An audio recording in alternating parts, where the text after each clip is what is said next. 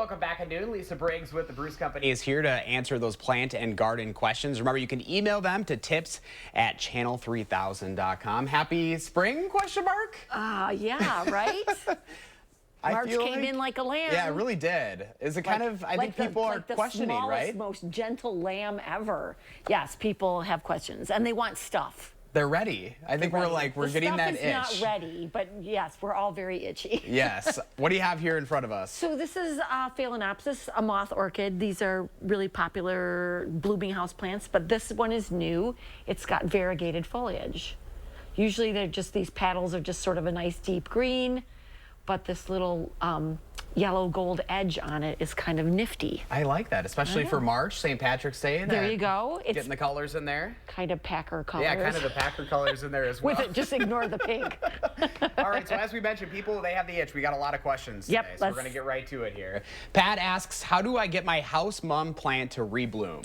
So there are a lot of blooming plants that are not garden plants. So they are greenhouse versions of things that we generally grow outside. And so there are florist mums, we call them, with big flowers. Sometimes they're those really spidery looking ones. They're not really hardy outside.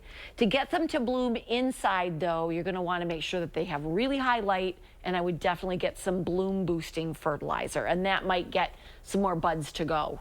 All right, next question from Ann. We have some astilbe and decorative grasses covered with leaf mulch. When should we remove it? So leaf mulch for perennials outside, you could start carefully removing it right now, but I wouldn't, because honestly, we don't know what's going to happen with the weather long range. It is only, what, March 4th? Yes. There's a lot of sort of late winter to go, so I would leave that mulch down for right now. All right, next question from Patricia. How long can plants be under grow lights? I have some yellowing and red, it's burning the leaves. I shut off the one light they are under, and now they are doing better. They are daylilies.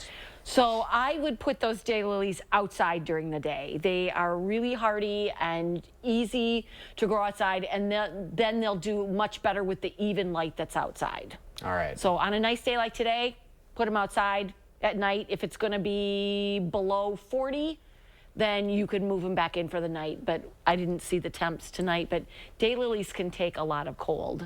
That's good to know. So, yeah. All right, next Outside. question from Nancy in East Bristol. Nancy says, I planted 4 dwarf Alberta spruce in front of her picture window with eastern exposure and partial shade. Some sections have died off. What can I do to help them thrive? So dwarf Alberta spruces will tend to, the first couple of winters, they suffer what we call winter burn. And so it's usually on that sunny side. I would wait until you see if the new buds that are on the tips of those branches that have kind of turned yellow or brownish, if those buds flush out, then it'll take a couple years, but they'll probably cover up the damage. In the meantime, we had a dry summer, we had a dry winter, so you could certainly give them some water.